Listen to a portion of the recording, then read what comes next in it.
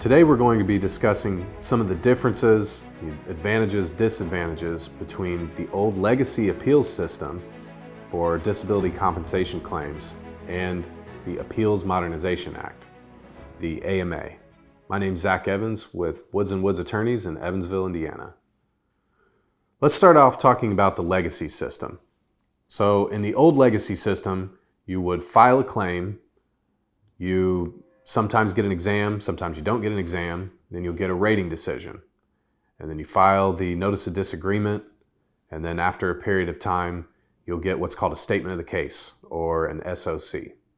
And then after your SOC, you file the Form 9, and then after the Form 9, you'll get a certification letter from the Board of Veterans' Appeals, also known as the BVA, and then they'll tell you that you've been docketed, which means they're getting ready to decide your case, then you get a BVA decision. So that was the old system.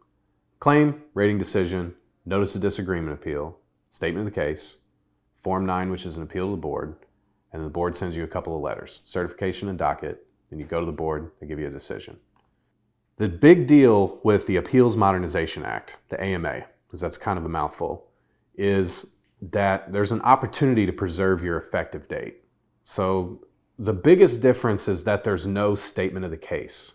There is no Form 9 that you have to file to the board. The forms are different. We have several videos that discuss that. But this video is primarily about weighing whether I should leave the legacy system, stay in the legacy system, or move into the AMA. So it's not as simple as if this, you do this, and if that, you do that. There's a lot of moving parts, especially if you have more than one claim open.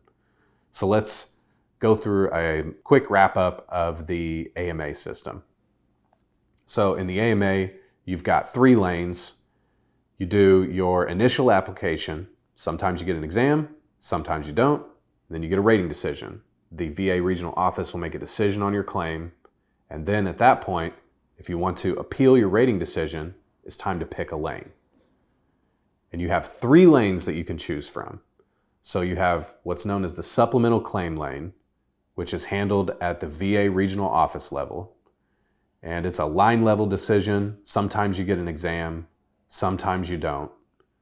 There's another, the second one is higher level review, also known as an HLR. And that's also handled by the VA regional office, but that is a closed record. So it's only considering the evidence that was of record as of that rating decision. You can't add new stuff to that. If you want to add new stuff and have the regional office consider it, you got to go supplemental claim. And then there's a third option, and there's 3 options underneath that, if that wasn't confusing enough. So we have the AMA NOD, which is a whole bunch of letters, and it's Appeals Modernization Act Notice of Disagreement. And what this essentially does is it forwards the case to an administrative law judge at the Board of Veterans' Appeals. So you're taking this out of the hands of the regional office and you're sending it to an administrative law judge, a trained lawyer, to take a look at this, weigh your evidence, and give you a decision. The first lane that you can choose underneath the AMA option, the AMA NOD option, where you're sending it to a BVA judge, is the hearing lane. You have a right to be heard. You can appeal. To this lane, and you can appear physically at a hearing. And there's also virtual hearing options that you have available. The second option when you file an AMA NOD is to select the direct lane. The direct lane is, again, similar to the HLR, the higher level review. No new evidence is allowed that has not previously been considered. So there is an option for you to send new evidence directly to a judge, but that's your third option. That's called the evidence lane. The evidence lane is where you submit new evidence that has not previously been considered. So which of these is better, AMA or legacy? Well, that depends a lot. AMA was initially promised to streamline the process of VA compensation claims. There was a lot of outrage related to delays. It used to take a lot of time to get a statement of the case. So think back to the timeline I told you about. You file a claim, you get your initial rating decision, and then within a year, you had to file your notice of disagreement. This is in the legacy system. And then you might wait a year and a half, 2.5 years, even longer for a statement of the case to show up.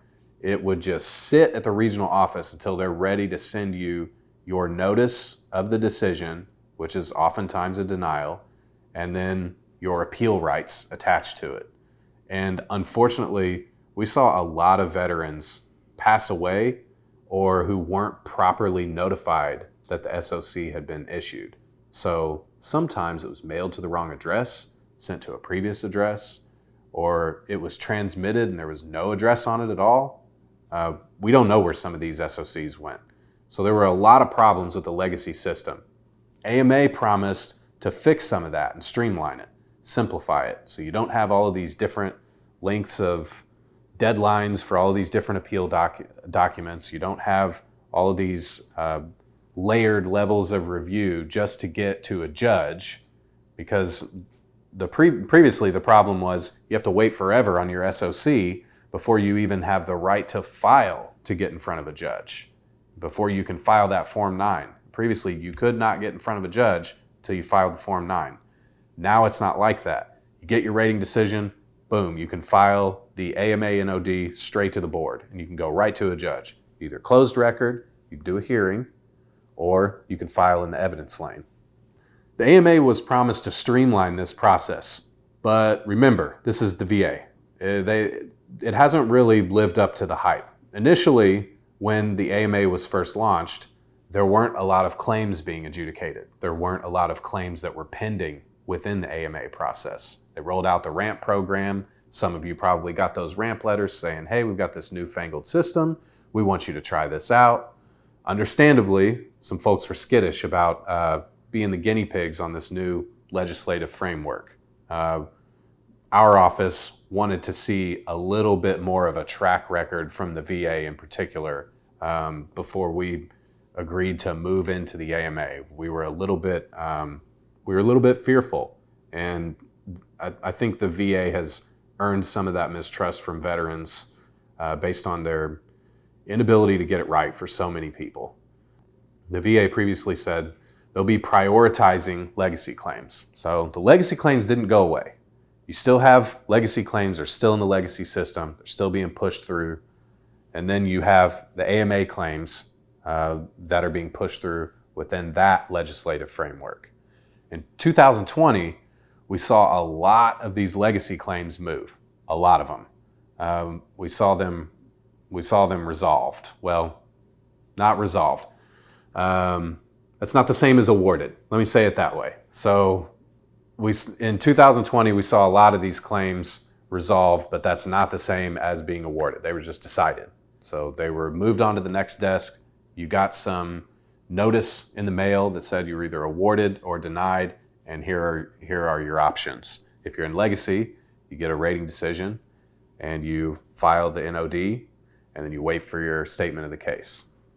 Legacy cases are still moving, just not as fast right now. Not like they were last year in our experience.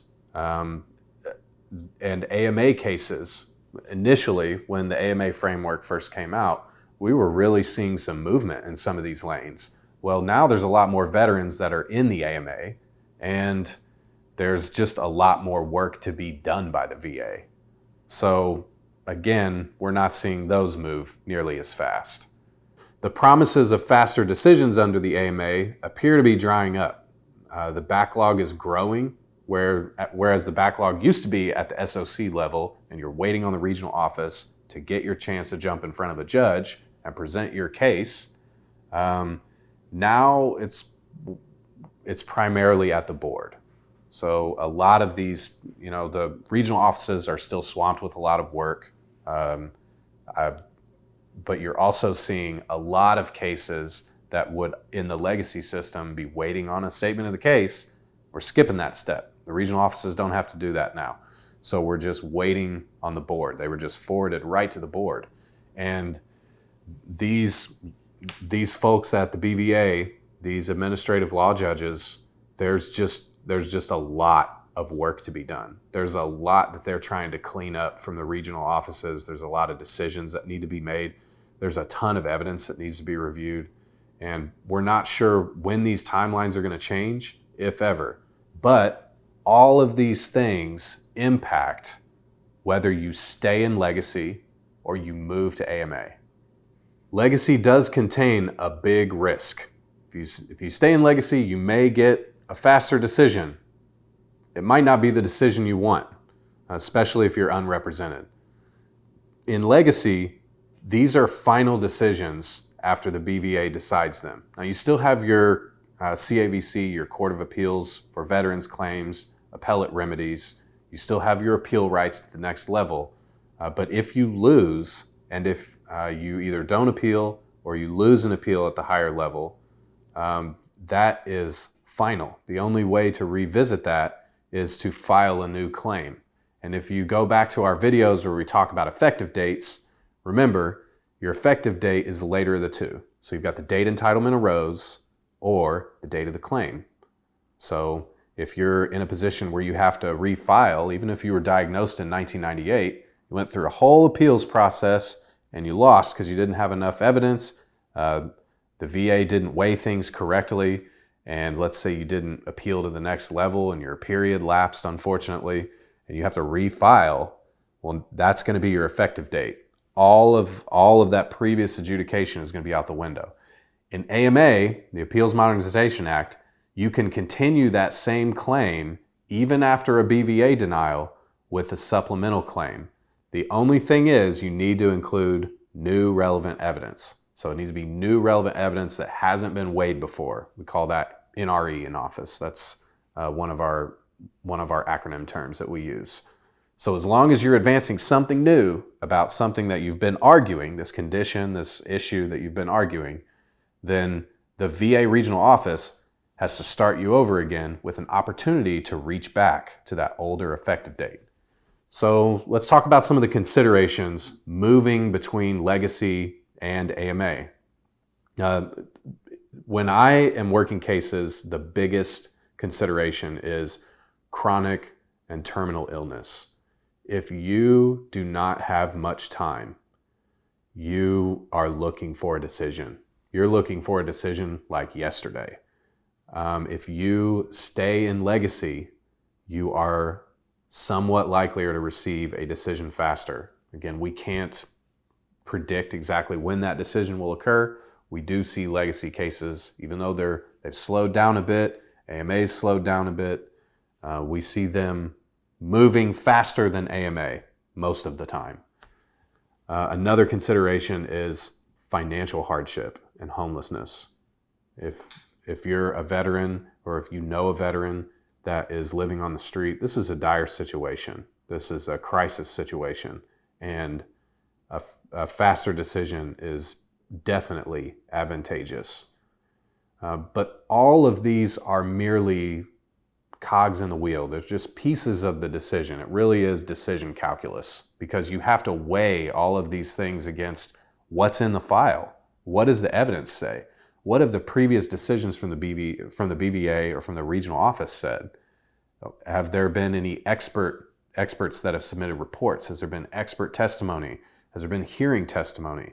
So there's a lot of moving pieces where you're really trying to hedge risk from multiple different angles, and it becomes very difficult for a veteran to assess all of that, digest everything in the C file, digest what all of these doctors and psychiatrists and psychologists have said, maybe vocational experts in some cases, and make a decision for themselves without any help and hope that it's the right one.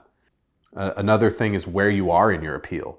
That matters. So whether your legacy claim is pending before the board, let's say you've gotten a certification letter, you've gotten a docket letter, the board is ready to look at it. Whether you're still, for whatever reason, pending a statement of the case, some of those are still pending out there. There's not nearly as many as there was before AMA went live, but they are out there. And then where's your AMA lane? If you have multiple lanes of appeals open, did you just file? Have you been submitting supplemental claims for a couple of years now? Have you had multiple evidence submissions? Have you submitted an HLR? Are you waiting on another rating decision from your higher level review? All of these impact whether you move something out of legacy into AMA. And timeline is affected, the strength of your evidence impacts that decision, and your likelihood of winning based on what you have. Another thing that impacts that is the availability of expert testimony. Do you have a doctor or a psychologist that can go to bat for you and that can review your evidence and give a good, sound opinion about what's going on in your life? If that's the case, and you can get this evidence together, like we do for our clients, then that significantly impacts whether you have new evidence to submit. It significantly impacts whether you may want the regional office to take another look at your case. All of these are reasons why you'd be wise to seek help when making these decisions. These decisions are difficult for professionals that handle these claims every day, day in, day out. There are so many moving parts that can impact this decision and can impact your ability to win or lose. And it can significantly stretch your timeline if you move a claim from legacy into AMA and it's not the right claim to do that on. In some cases it makes sense, but it truly is a case-by-case analysis. And we really need to see your file. We really need to see your procedural history. We need to see all of your decisions and make a good, sound decision for you so that we're giving you the best chance to win. So my name is Zach Evans. I work with Woods & Woods attorneys in Evansville. Give us a call or go online and let Woods & Woods help you navigate.